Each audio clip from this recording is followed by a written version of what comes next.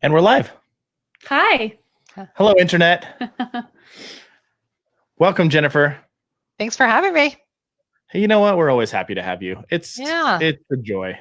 It's been too long. I can't even remember when we did the last one. We've had lots of time between. We should hang out more often. Pre-COVID, I think. You know, we went a little radio silent for a while too, because Angie's first trimester was pretty brutal. So yeah, that's hard. Yeah, glad to have you back in the house. Yeah, thank you. Good to be here. Let's before we dive in, do you want to talk about anything that you've got coming up for people who are tuning in live? And good question. Thanks. Let's see. What do we have? Well, it's been a little. We had to cancel 4 things just because of COVID, right? Womp, womp. I get that. Us too. Yeah. So, but right now we have an Art of Desire Women's Retreat that's coming up August 10th through 13th, and that's outside of Portland, Oregon. And exciting. It's a really great space, and we will be doing everything we can to make it as safe as possible. But there's like these sort of covered outdoor spaces, so it's that circulation of air that's very a positive thing. So anyway, so that's where we've had it in the past. So that's the 10th through the 13th, and then we currently have a couples retreat scheduled for October 22nd to 28th in Jackson Hole, and we will do the first 3 days on a relationship seminar, and it's awesome. And you stay overnight there, and you have catered meals. Then everybody has Sunday off, and then there's the sexuality seminar that's 3 days, and you can come for the whole time, or you can come for one of those two parts. So Sounds and then delightful. and then we're also in September. We had to cancel or postpone our Dallas Art of Desire workshop, which is 2 days, and we are planning to come back and do that in October. I think it's the 15th and the 16th of October. That was completely sold out. So, but I think a few people had to cancel. So I think there are a few spots left for that. So cool. Well, we'll do our best to when we make this as a podcast in the next couple of days or week or so, we'll link to all those things from our website so that people can get a direct link there. And you guys, since we're doing this live, if you're on, say hi.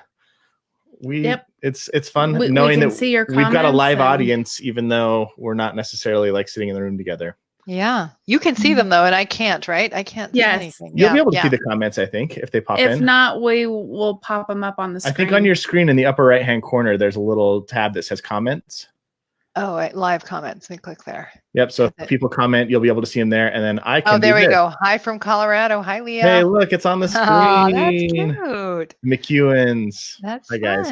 You guys are sophisticated. And Lindsay says hi, hello. Lindsay. Lindsay says hi also. Hi, Lindsay. Awesome. Cool. It's fun to know who's here. Yeah. Yeah. The Jennifer Finlayson-Fife fan club is showing up. The 2 people. No, we got more than 2. We got more than 2. All right. Okay, good. All right. Should we dive into a question? Sure. Let's have you read this one because this is from the husband's perspective. Okay. This is a body image question. So, and this is not, remember when we did our last live and how I asked a question for myself? And this is not you. This one is not me, although contextually it could have been, but it's not. Yeah. My wife and I have been married for several years. Arousal used to come easily, but in the past 2 years, severe depression has taken its toll on my libido. When it's not depression, it's chronic fatigue. Arousal now takes far more effort than it used to. I found things like roleplay and reading erotica have helped to overcome these hurdles. These are the things that we've done and enjoyed in the past, but have become more prevalent during the times of depression as they seem to provide a shortcut to arousal. This is helpful because as a normally high drive person, I want it, even if my body doesn't react as freely. I don't require them for arousal, but arousal doesn't happen on its own as much anymore. The problem is that my wife has put on weight in recent years, and she's often convinced that my lower libido is due to this. She often feels like the role play is my way of pretending that she was in better shape or a different person. How can I help her to know that it is a depression issue and that my role plays and erotica are being used to jumpstart my libido and are not meant to replace her? How can I help her to not feel threatened by them? That's a good question. That's a very noble question. Mm-hmm. Yeah, it is a good question. And of course, the tricky thing is that you can't really, several of the questions, I think maybe even the third one we were going to look at, is about how do I make my spouse feel a certain way? And I appreciate the desire to do that. How can I reassure her? How can I make her not be anxious about her body or her desirability? And the reality is you can't really. I mean, because if the best that you can do is bring your most honest self and your most trustworthy position. And if it's really not true, being able to stand by it not being true is the most helpful thing, because it may be that your wife needs to confront her own self-rejection and her own challenge of accepting herself in, the reality of her human experience. And that even if she feels insecure, it may be something that's really up to her to resolve or to overcome.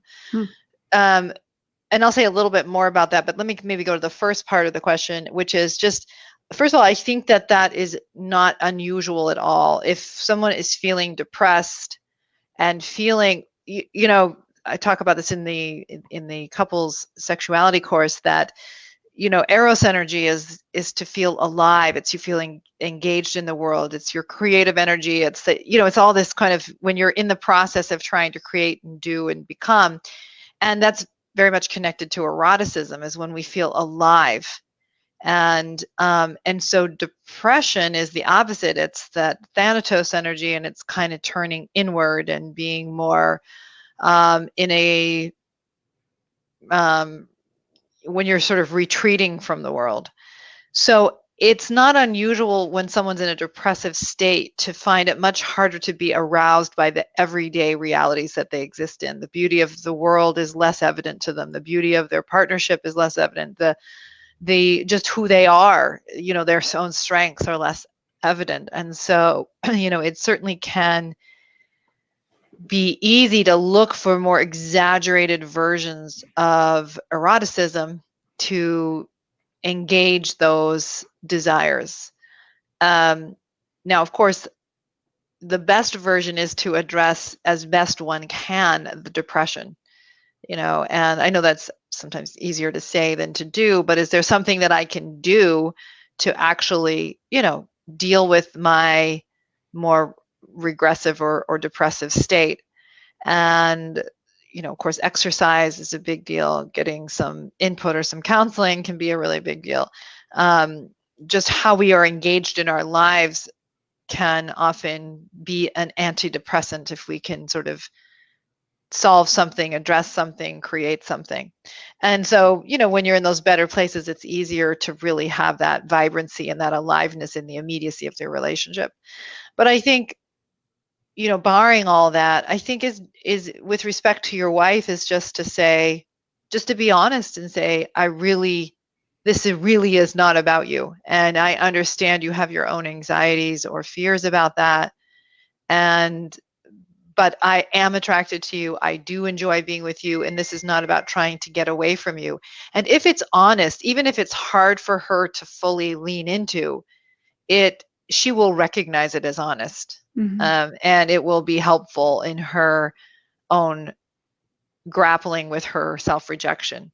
And in the world of women, and men have this too, but I think women get it worse, is there's just a very high demand on the aesthetic. And so, for all of us who don't meet that demand, which is even the models themselves, mm-hmm. It can be very easy to be in a self-rejecting place and not allow yourself to feel sexy just for being a beautiful. By beautiful, I mean just you're beautiful because you are a lovely human being. And it's hard for us sometimes to extend that understanding of beauty to ourselves as women. And yet it's so foundational to really being at peace with ourselves, rejecting those really rigid ideals. But again, you can't make somebody see themselves the way you see them, but you can be honest about seeing them that way. Mm. Mm-hmm. Mm-hmm. One of the things that we've been talking about in our house lately is how oftentimes we have a strong inner critic. Each one of us has a pretty strong inner critic. I think that's pretty common mm-hmm. amongst most people.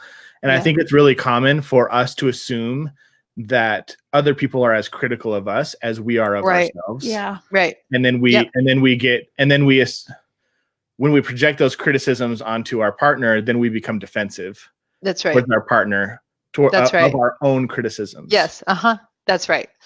Yeah, there's absolutely no question about that. And I think my sister-in-law said to me once a funny joke where she said, when you're in your 20s, you're very aware of what everybody thinks about you. And in your 30s, you're trying very hard to fend off what everybody thinks about you. And when you get into your 40s, you realize that nobody's been thinking about you anyway all this time. It's so true. That's amazing. So true. Yeah. It's so true. So yeah, it kind of exposes our narcissism. And what a gift to learn that lesson a little early on, Yeah. I just remember in the first month of being married to John, and John comes from a very educated family, and so he was driving me to school because I was in my PhD program, and we just had one car at the time, and so I said something and he corrected my grammar. Okay, now I kind of already had an insecurity about this. Am I intelligent enough for this family, right? So he says, "Oh yeah, I think actually it's." And John's a very kind person. He's not like, you said it wrong. I mean, he's very as nice about it as anybody could be. He was saying, "I think it's actually, you're supposed to say it like this." And by the time I'm getting out of the car, I'm like, "Are you sorry you married me?" It's like, no, nothing to do with it. But it's hitting an insecurity that I had, and so then I'm handling it by the defensiveness and sort of seeing the self-rejection getting projected onto him. And so anyway, yeah. I think it might be helpful for husband in this situation to be able to just acknowledge, call that out in a gentle way. Yeah. And say, "Hey, I'm going to be really honest with you right now. I really think it's my depression that's kind of kicking me into this place. And I know you may not be feeling great about yourself right now, and you might have a little bit of a harsh inner critic. And I just don't want to be responsible. I don't want your inner critic to be my voice." Mm-hmm. Yeah. I love you exactly for who you are. And that could, I think, give her a nudge because he's confronting some things obviously about himself. And that could give her a little bit of a nudge to confront some things about herself as well. Yeah. I remember there was a time when Nate did that to me when I was expressing what I was frustrated about him with. And he was able to call me out and say, "I'm really sorry you're feeling that way, but I also can't be responsible for the story that you're telling yourself right now." Mm-hmm. And that gave me, like he was saying, the nudge to think, oh, this really is the story that I'm telling myself. This is me projecting onto Nate. Yeah. So having him tell me that was just a gentle nudge in the right direction. Because absolutely. Like you said, you can't really control what your wife is thinking. And if this husband is sincere, I really do, I am not attracted to my wife, meaning I'm attracted to her. I don't find that to be a problem. Well, then it's a real gift. And I would certainly be straight up and honest about that. I mean, I know in the beginning of the marriage, I also sort of was bringing my own anxieties about that. Yeah. And my husband was just able to say, "I find you 100% attractive. It is absolutely in you. And you could put on 40 pounds and I would still find you attractive." So it was it just allowed me to say, okay, I'm doing this thing to myself that I need to grow out of because I'm limiting my own joy. I'm limiting my own happiness. I'm limiting my ability to receive love from my spouse. So yeah. Can I chase that down a rabbit hole a little bit? I don't want to go down a whole other tangent, but what if there is some truth to the fact that maybe the attraction has dwindled a little bit? Because I know that's a reality for some couples. Yeah. Where's the board, the kind of the gray area between being brutally honest in a tactless way and addressing the issue and still you don't want to lie either. So yeah, well, you also want to figure out what's the source of the issue, because is it about, did you marry somebody who was fit and took good care of himself or herself, and then through the marriage they've really just phoned it in and they are going to seed and they're kind of in an irresponsible position? Because then I think the lack of attraction has some merit in that you may say, "I really fully choose you," but you have kind of lost yourself in a foundational way, well, it's very hard to be attracted to that because there is a kind of a self-betrayal that you're witnessing, and it's being evidenced through their relationship to life and to their body and to you. And so that, I think, I don't know that I would start with, hey, I'm not attracted. I think what I might start with is saying, it feels like you don't want to sort of take up your responsibility to yourself and to your life. And it's really impacting the marriage. Cool. And it's impacting kind of the connection we can have because you're lost between us. And do I play a role in that? Right. Because sometimes lack of attraction is about a self-betrayal on the part of the person that you don't feel attracted to. And there may be a physical element, but I think there's more. I remember in that same conversation, what my husband said to me is, you are attractive to me. And he said, the only thing that would be hard for me is if you were in a self-hating position. Yeah. Right. That would be harder to find because the life would go out in a sense. And so it's much harder to find that, attractive and engaging. But I think what happens for a lot of people, though, is they just have a kind of narrow view of love. And so I think it can be easy to not find attractive if you think your spouse just doesn't care. But if you are saying, like, is this about me just not accepting who my spouse is, wanting, in a way, the superficial that I find engaging or that they look good next to me? And so I'm being critical and I'm in a critical stance. A lot of people I work with do that. They're in a critical stance towards their spouse. They're in they want sort of narcissistic reinforcement in the relationship. And the aging of their spouse or the fact their spouse has had children or whatever is not readily doing that for them. And so, but they don't sort of look through to the core of the person and really value that person. Because, that's really, it's that sense of two people who hold a sense of their mattering and the mattering of the other person. That's really the foundational charge of a good sexual relationship. And, you don't want to let go of yourself and not care. I think that can be negligent in its own way in a marriage. But I think, can I really allow room for you to be human and, to gain weight and to have growing gray hair like I do and still, embrace you as a whole person. So I think I would be looking at, is this about my narcissism and my selfishness? Is this about a spouse who's really not caring?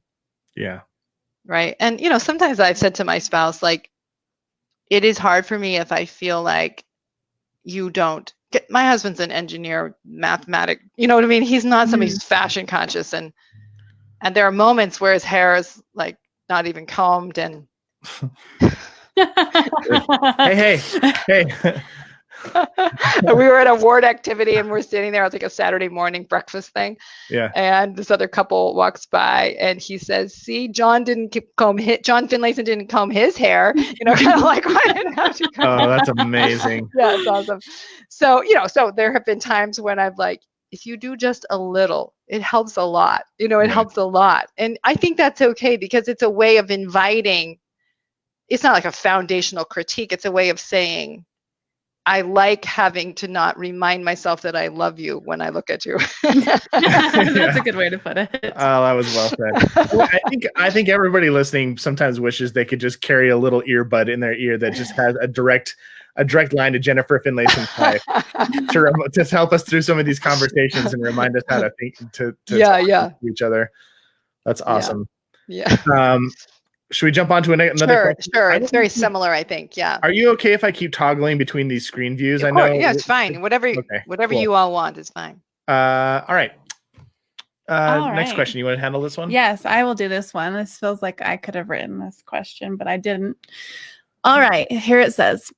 This is what it says. Thank you for all you do. My husband and I are huge fans of Jennifer Finlayson-Fife. We've taken your courses and they've changed our lives for the better. We've been married for 11 years and have 2 small children, and I'm currently pregnant with our 3rd child. While my husband and I have made great strides in our sexual relationship and I have taken monumental steps to claim my sexuality, I feel that my pregnancy has made me regress. I'm so thankful to be able to carry children, but I do not feel sexually aroused while pregnant. My husband is so kind and tells me I'm beautiful, so the problem is not how he sees me. The problem is how I see myself. I tend to gain a lot of weight during pregnancy, which then takes me about a year to lose. With the weight gain, the fluctuating emotions, and how tired I become, sex is just not something I'm interested in.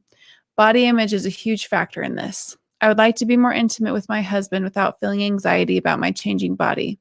How can I feel sexual while pregnant? I'm sure I'm not the only woman who feels this way. Girl, I feel you.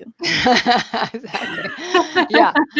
Yeah, it's good. And I was the same way. I'm on the smaller side, but I would put on like a full 40 plus pounds in pregnancy. And because I'm framed as a little smaller, it just, you felt like you had 3 babies inside. So, right. And so it can be, I mean, just for starters, it's such a rapid transition in your own sense of your body. It's changing so quickly. You're getting so much larger, it's doing it to you in a way, and so you're along for the ride in a way in pregnancy. And so you have a kind of a self-concept that's in flux, especially for a first pregnancy, I think, when you're not accustomed to all those changes. And so it can be really kind of challenging, I think, to your sense of yourself. But then I think even more so, and I think this is more true for women than for many men, I think many men can find a pregnant woman, a pregnant wife, very attractive. It's sort of this fertility and it's like the fertility and the beauty of this amazing body that can produce another human being, and evidence of the husband's fertility even, and so I think for women we have these kind of anorexic versions that are the ideal. And so I think because we're given this idea that the maternal is non-sexual and non-erotic, well, when you look in the mirror, you feel very, very maternal because you are. But often what we then imagine or think is this is against being sexy, as opposed to, I think, a much more self-accepting view, which is this is an evidence of my profound sexuality and my erotic self. And so we have a self-concept that sometimes motherhood precludes sexiness. There is the other factor, which those questioners bringing up, in that there's the tiredness and the fatigue, and often not being able to do the things in your life that you would normally do that make you feel alive and happy, and so there is this, pregnancy for some can definitely be a labor of love. I mean, it can be a hard 9 months for a lot of people. So depending on how you relate to pregnancy, because some people never feel more alive than when they're pregnant. But for those that really feel burdened by it, or that feels like their ankles are swelling and they don't feel like themselves, well, I guess I would just sort of in some ways normalize that it's a challenge, and having some compassion for yourself around the fact that it's not lending itself easily to your sense of your own attractiveness is fair, and it's fine. I think, though, you can work with yourself a bit, because it sounds like this person's taken the Art of Desire course, and she feels like she's really given herself a lot more room to claim her sexuality. And I think this is just another area where she could invite herself to look at herself differently, that my pregnant body is evidence of its amazingness. It's incredible that this body of mine can produce another human being, and it knows what to do. And this is a tribute to my body, and I don't need to denigrate it through some crazy idea of thinness that would be unhealthy right now if I were unhealthy for a pregnancy. And I want to learn to really accept and love and see the beauty that is in my body right now. And it's a way of seeing. It's like teaching yourself to see at a higher level, and to kind of not let this sort of template that's been pounded into us run the show. It's like a self-betraying template as opposed to a self-embracing template. The other thing, I remember when I was like in my second pregnancy, and we were trying to have the baby be born. And so we were trying to have sex a lot because I wanted that baby to come because I was going to graduate from my PhD program. And so I was telling my sister, I'm like, yeah, we're really trying. I'm, drinking all the teas you're supposed to drink. We keep having sex. And she's like, that's amazing that you can have sex, that you can feel like having sex. And I'm like, she's like, how can you do that when you look like I'm like walking around like this. And she's like, and I said, well, I just imagine I'm skinny. Mm-hmm. And she's like, that is some imagination you've got. There you go. But, I think it's okay if it helps you to just imagine, in my mind in sex, I'm always perkier and younger, Mm-hmm. So, and that's okay. It's helpful. It's, I think we're naturally drawn to youthfulness and perkiness and so on. And so it's okay to, I think, play with your own fantasy in a sense as a way of, some people might say that's a self-rejection, but I don't see it like that. It's more like, I can just go to the ideas that are sexy for me, and I can just give myself permission in whatever state I'm in to be able to enjoy sexuality and being with my spouse. Well, I feel like life in general is just your perspective. So yes, if the story you're telling yourself is helping you feel sexier and helping you enjoy it more, then why not? Yeah, absolutely. Yes. 100%. I also think we sometimes have a negative relationship with fantasy in our culture. Yes, we do. Yes. And I think it's sometimes seen as like a dirty thing or a bad thing. Yeah. And I think that there's lots of different types of fantasy, and that fantasy, and what's its purpose? Yeah. Mm-hmm. Yeah. Mm-hmm. What's its purpose, and is it helpful? It can be. It definitely I feel like fantasies are neutral, just like money is neutral, or just like, there's all, it's just a tool that you can use for good or not good. Yeah, that's right.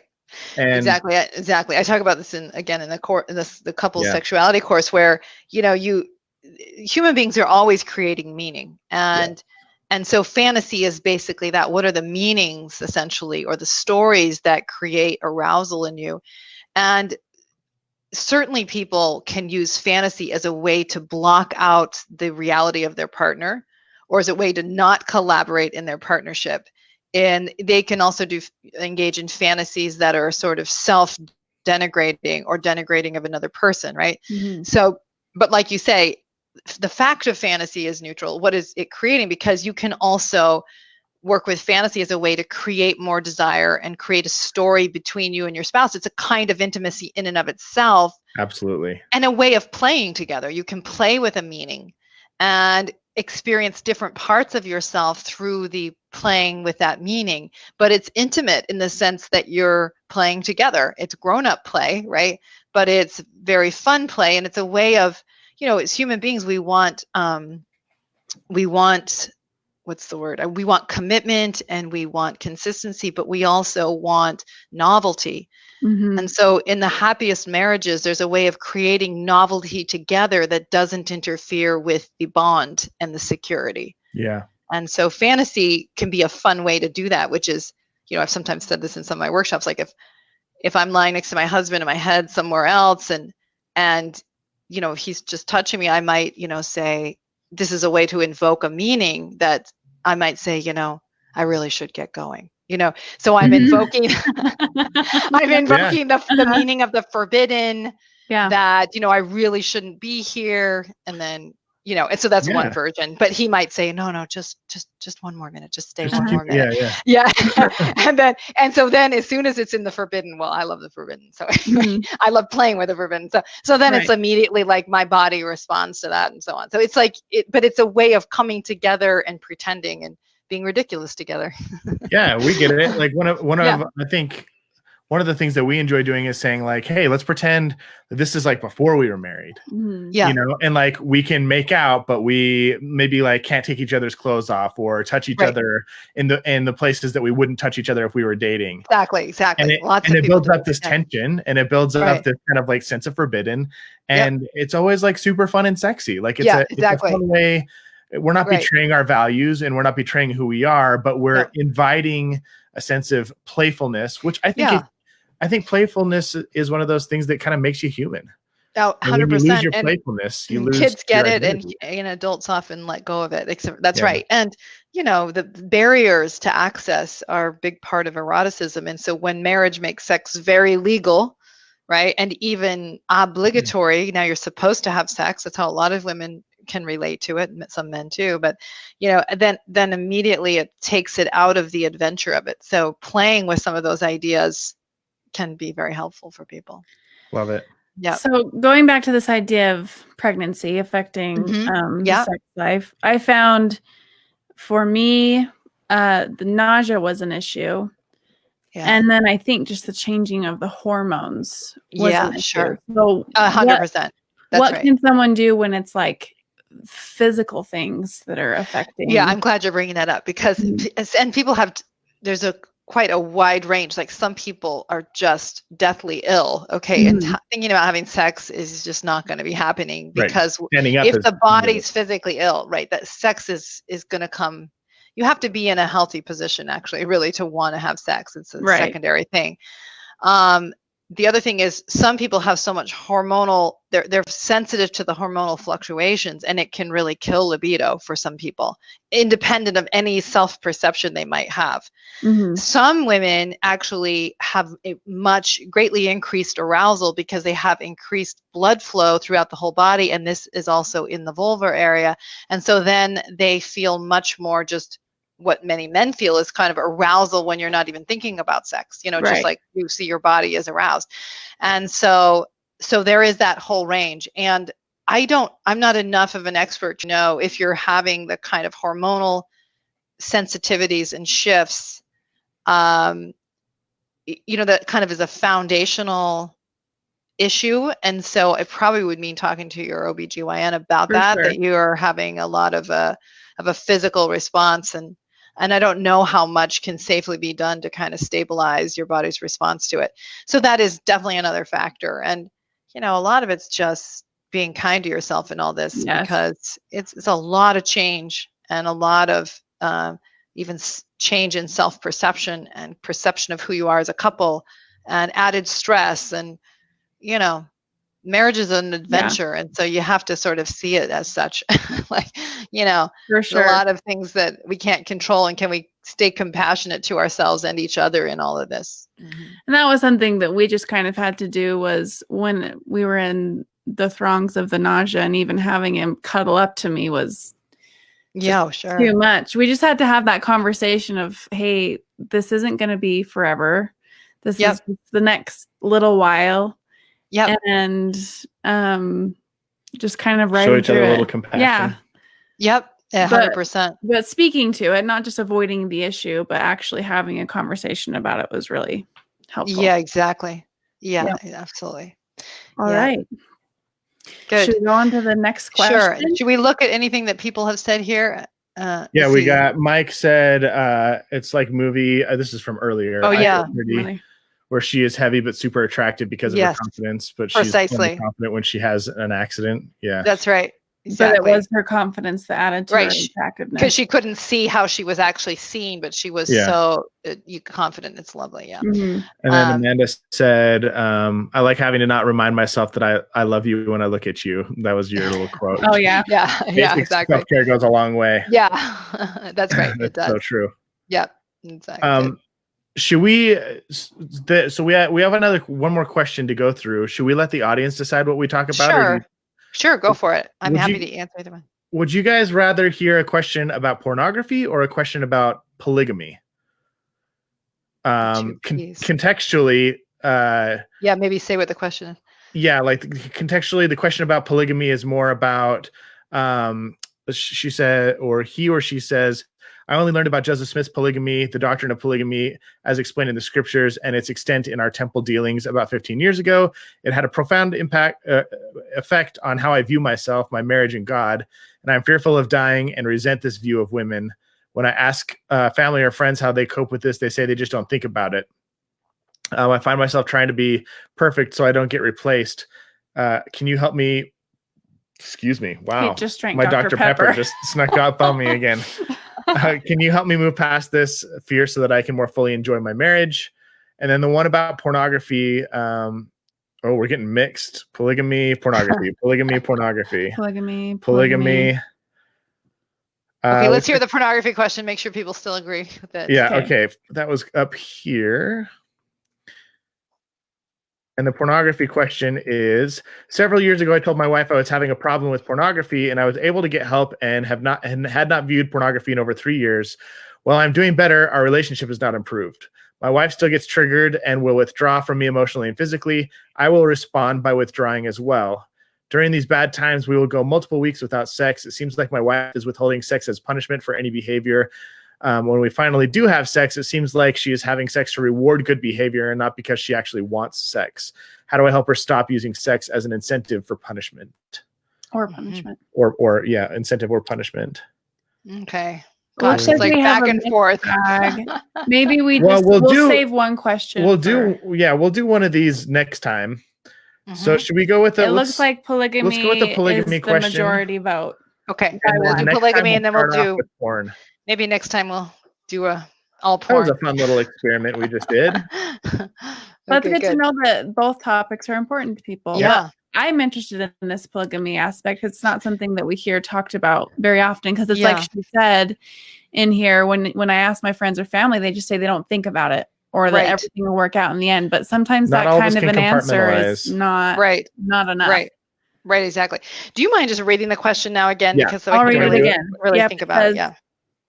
I only learned about Joseph Smith's polygamy, the doctrine of polygamy as explained in the scriptures, and its extent in our temple dealings about 15 years ago.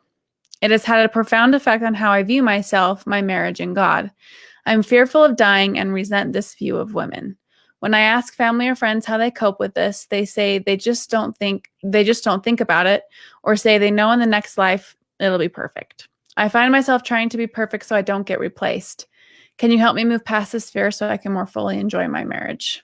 Okay. It's a really, really, really important question. And I think that, first of all, there's a book that Carolyn Pearson wrote a few years ago called The Ghost of Eternal Polygamy. I'm not saying it quite right. I think that's right. The Ghost of Eternal Polygamy. Eternal's in there somewhere. Ghost is in there somewhere.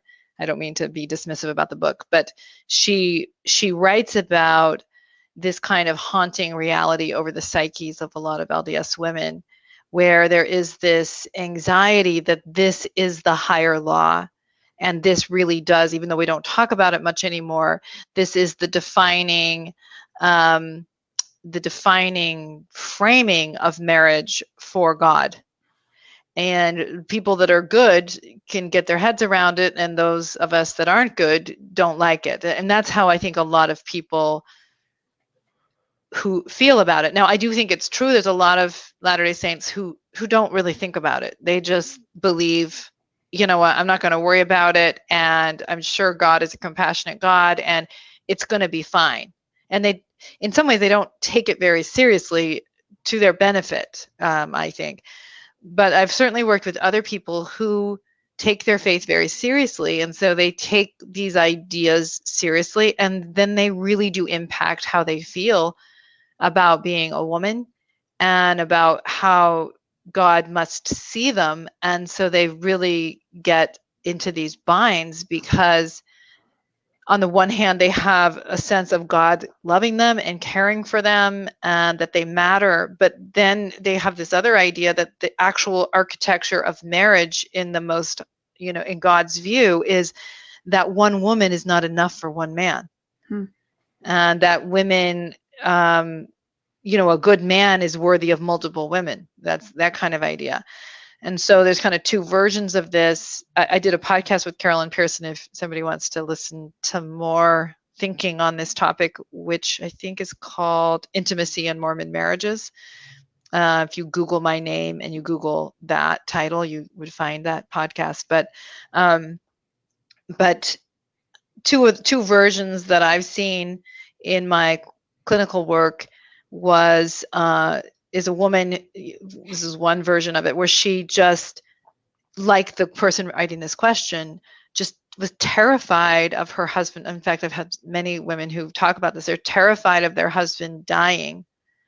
I'm sorry, of them dying prior to their husband, because then he would remarry, and then they would be forced to share him. And then it would actively interfere with how much they wanted to open their heart up to their spouse now, because they felt there was always this option, this legitimate option for him to pull in another woman, right? And for that to actually happen at some point. And so it really, and one particular couple I worked with, it just would really upset her. She worked in the temple. She took all these ideas very seriously. And her husband would say to her, I promise you, I don't want to have another wife. I want it to be just you and me. And like, while she trusted that and she believed him, she really had a hard time getting her head around who is God, that God thinks that's okay. Oh, suddenly my microphone. Can you hear me now? Yeah, we can hear you.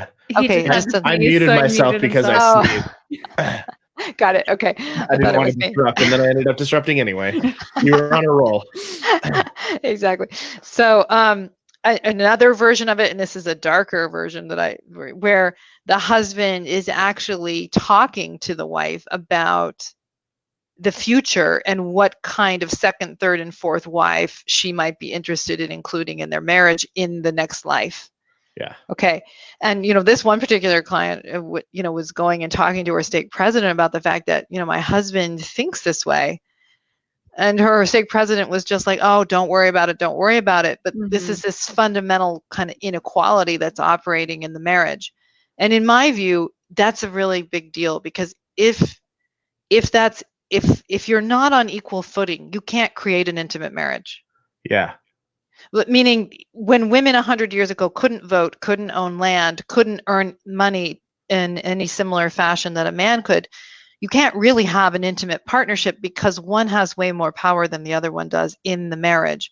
So you can't collaborate. I mean, I don't mean that everybody was abusive, every man was abusive, but you don't have a kind of foundational equal footing that is fundamental to the ability to create an intimate, open-hearted partnership, because there's a architectural inequality that's built right in. And so I think one of the things I talk about a lot in my relationship course is that a lot of times people have really created a psychological inequality. The man is it's not always the man, but one person in the marriage is the dominant one, the strong one. What they want happens, or they dominate through their insecurities and anxieties. What I need, feel, think, everybody must do and accommodate. And whenever you have a system that revolves more around one person, it creates unhealthiness throughout the marriage. So anyway, gosh, I feel like I'm talking about myself a lot tonight. I don't know why, but I know, I'm somebody no complaints. Okay. I didn't get married till I was 29 years old, and a lot of people were worried about me. And I think one of the reasons why I didn't was I was terrified of that foundational inequality. I wanted to be married. I wanted to be loved. I wanted to have a family. But I was really afraid of locking myself into something where I was not going to really have equal footing. And hence the name. Okay. Yeah. Meaning I didn't just take my husband's name, we took each other's names. And so when I dated John for 3 years before we got married. And I really think, for me, when I look back on that time, that what was really happening for me is I was eradicating the doctrine of polygamy from my heart. That's what was happening. I mean, that's a kind of broad way of saying what I mean by this, but I had a stronger and stronger clarity within me and in my relationship with God that the highest version of marriage was a true partnership, and that I could be a true partner, and that I could occupy that position confidently. And I could, because of the kind of person John was, for sure, but also that I could confidently see myself in a different way. But that's very much the kind of internal work I was doing to be able to really step in and truly choose him and be chosen by him. And so, I'm not going to, polygamy may have served a purpose for a time. It may have had a larger purpose in the building of the kingdom of God. But I think very much the way that Eugene England wrote about in one of his early essays, that the highest version of marriage is one of one man and one woman, of a really equal partnership, even if polygamy has had any kind of a utilitarian value. I think it interferes with the larger goal of intimacy in marriage. Mhm. So it means giving yourself permission to wrestle with your own understanding of God and of yourself. You know, I know as a child, I had this sense of God who loved me and valued me, and then I learned about polygamy, and it kind of was like, wait, maybe I misunderstand who I am. And I had this division that I really did wrestle with for a long time until I got more confident in my experience of God. I'm really glad that you framed it in this way that kind of requires taking back your own personal authority Yes. in your with your faith and with your testimony and with your belief. Yes. Because I think it can make some people uncomfortable to think, like, for me personally, I just don't believe in polygamy. That's just not something that I choose to believe in. And I don't, again, I think that might make some people uncomfortable, but it's something that you just have to be able to wrestle within yourself. Yep. And come to terms with it and trust that the Spirit will help you with your own personal authority to find that. Well, and something that happened on my mission was that one of the things I really got a testimony of was that God valued my honest pursuit of truth over a kind of blind compliance to an idea. And that doesn't mean, you know, I've always been a relatively compliant person. That is to say, I'm happy to go along if it's not going against something foundational in me. But that really gave me permission to be an honest pursuit, because if I I'm sure I've gotten lots of things wrong. I'm confident, okay, right? Because I'm just a flawed human in a process here. I know I've gotten lots of things wrong. But there's all kinds of things I still can't even see that I've gotten wrong. Yeah. And I still believe that that's okay with God. What God values is intention. You know, I think about this in parenting. What constitutes a good parent is not a parent who gets everything right, because you can't. You won't. I mean, first of all, you've never done it before, and each child you love is unique in their own way. And you also come with your own blind spots and your own history. And you're often doing your best, and it may not seem like it's very good, okay? But what I think is your best is that you're willing to honestly and earnestly pursue the good, even if you do it imperfectly, because it's about your willingness to repent, to see, to try, to strive. It's like you're reaching for the good, even if imperfectly. That in and of itself creates goodness. That in and of itself is an act of faith. And that's the best we have down here as human beings in a world in which we are looking through a glass darkly. But it's that pursuit that matters. And I really, really believe in a God who values that, because it's been my experience. And then when you do start to live more in the truth, you get to taste the fruit of that. You know it because of what it creates in your life. So I think we don't need to be so afraid of, am I getting this right or wrong, because we have limited understanding. But what do I really believe feels true and feels right and feels godly, and and to tolerate that imperfect process. I love that. Yeah, that's phenomenal. That's a phenomenal way to frame that. I think it's relevant just really quickly to mention that we kind of call ourselves the children of Israel, and the word Israel means one who wrestles with God.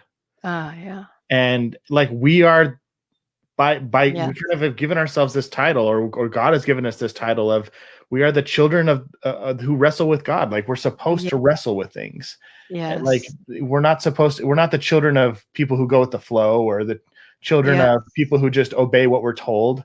We're supposed to wrestle with things. Like that's, I think one of the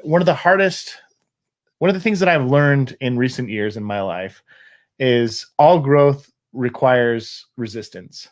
Yes. And there's a lot of people who will go to the gym and they'll face resistance with their muscles, or they'll go to therapy and they'll face resistance with their emotions. Yes. They'll go to school and face resistance with their mind, but then facing resistance with their faith and confronting things that are difficult and challenging is something that they shy away from. Yeah, we feel like we're doing something wrong, because Yeah. if we really were faithful, we would know everything, because that's sort of a narrative we have Yeah. that I think interferes. Yes. Or we Which wouldn't is- question. Which is Yes, why I that's really right. appreciate interviews like this with you, because you do bring forward this opportunity for people to wrestle in a safe space. Like, we get to talk about conversations like polygamy, and we're not just going to rub it off and give it the easy Sunday school answer that things will just work out in heaven and we just don't know everything. Like, it's Mhm. okay to wrestle. We're supposed to wrestle. Yes. I love this comment by Amanda. She says, I think it affects us, like the polygamy conversation, because we lack counter information about our Heavenly Mother. Yeah. It would be easier to dismiss if her identity was a little bit Yeah. more clear, just as Heavenly Father's is. Yes. She goes on and says, I think the idea that polygamy exists at all is very troubling to some of us. The idea that our Heavenly Mother isn't equal in power, purpose, and ability to our Heavenly Father is concerning, especially Absolutely. when we talk about how we're supposed to be equal in marriage. And Yes. yeah, Right. And we don't, and that's a kind of archetype that represents a foundational inequality. yeah, And so it is a problem. I mean, the beauty of our theology is we believe in a mother and father in heaven, and we talk about them as co-equals and co-creators. But the way that, at least culturally and, formally, we've related to this idea is in that kind of Victorian traditional idea of Yeah. the man's out front, the woman's background, and that model has certainly been evident through the polygamy discussion. Yeah. But here we are in an imperfect process, and Zion is something we create. It's something that we're going to grow into if we can stay open and keep growing as a people, keep wrestling with God. I was listening to something last night. It's a program on BYU TV called Artful, and I'm going to destroy this artist's name, which I feel really bad about. I think it's Brian Keshnek or something like that. I think he's a fairly popular LDS artist, Mormon as far as artist. we're concerned, you nailed it. I feel bad because I don't want to I can't say his name right now, but he was talking about this idea of, wrestling, that the creative process, even in art, it's not you just look at a blank canvas and wait for revelation to come, that instead you're in this sort of conversation with the universe, you're wrestling. And he says, inspiration and creativity and even, this a sort of a divinity that comes through you through the struggle. He's like, that's when the greatness comes. And so it's like, a lot of times we're waiting for answers. And I think God really wants us to roll up our sleeves and wrestle and struggle and take a position, right? Because often you can't know if it's right or wrong until you dare to take a position Right. in your marriage, in your life, And so I think God expects us to take more honest, heartfelt risk in the world as a way of being co-creators of goodness with our parents in heaven. Right. And again, like you said, when you take a stance, sometimes that's when you learn, okay, maybe this Yes. is the right stance. That's right. And maybe this is the right stance. And to Yep. not be afraid of taking that first step. That's right. Because I know in my life, sometimes I've been paralyzed by that indecisiveness just because of that fear of making the wrong choice. Exactly. That's exactly right. As I think perfectionism is like counterfeit righteousness, because perfectionism interferes with the faith, like the pursuit of and tolerance of getting things wrong. That's foundational to growing. So let's take that statement right there and loop it right back into just like putting a button or a bow on this question. So this woman who's facing polygamy, which we've done a really good job at, in the time that we've been given, we've kind of played with it a little bit. So if this woman who asked this question is feeling pressure to be perfect, if she's feeling pressured that or fear that she might be replaced, what is the wrestle that she needs to take on in order to maybe feel a little bit more peace or stability in this relationship? Well, it's kind of I'm glad you're bringing it back because I got to answer the question. But I think that what in some ways I'm saying is that I think she owes herself some challenge to the view of God she's been handed. Mm-hmm. And that the wrestle might be of who does she think God is?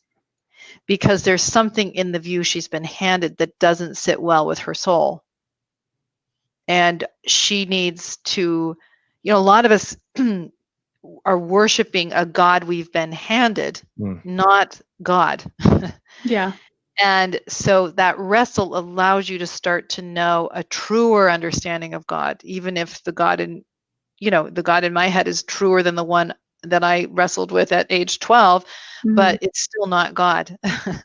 That is, so coming to know God is part of your own development. But I think the fact that the woman writing the question is saying something is not right with my soul, the idea that I have to earn my husband's love, there's something wrong with this, that I am anxiously trying to make sure I don't get replaced, that even if you don't ever get replaced or someone else added to the marriage in that way, there's still something foundationally off about being in a relationship to your spouse in that frame. And so I think that it's worth thinking about, is this really a true idea? Because it doesn't seem to be yielding good fruit. Yeah. It may be less about you being imperfect or having issues because you can't tolerate or don't like this doctrine. And it could be more that the definition of God that you've been handed is actually mistaken, not that there's something wrong with you. Yes. Right. I love that. I love that we can shift that away from I'm broken. The I'm broken towards this limited. There's a podcast we listened to a couple years ago with Rob Bell and some theologist from Ireland. He was amazing. And the thing that really stuck with me is they said, we believe in this God who is all powerful and our creator and has in the moment we put a definition on God is the moment we put limits on God. Put him in a box. And as members of the Church of Jesus Christ of Latter-day Saints, we are very good at defining God and putting God in a box. Yeah, when the moment you put God in a box is the moment that you put limits on God, and the moment you put limits on God is the moment he stops being God. Mm-hmm. Yeah, right. Yeah, it's good. And as human beings, we're good at boxes. And we don't tolerate ambiguity well, and we don't do compassion well, even to ourselves, because seldom are we broken. I mean, usually there's just something we haven't yet learned that would allow us to be more freed up. And so the courage to pursue a truer view of yourself even often takes tremendous courage, but the reward is the joy of living in greater truth. So, yeah. Love it. I love that. Thank you. As always, a wonderful conversation. Yeah, my pleasure to be here. It was great. We like doing this with you. And next time we'll talk about porn. We'll start which is something that we've never talked with you about. I don't know. You've probably done past Ask a Mormon Sex Therapist where you talked a little bit about porn. This specific question is a really that's a good one. It's a good one.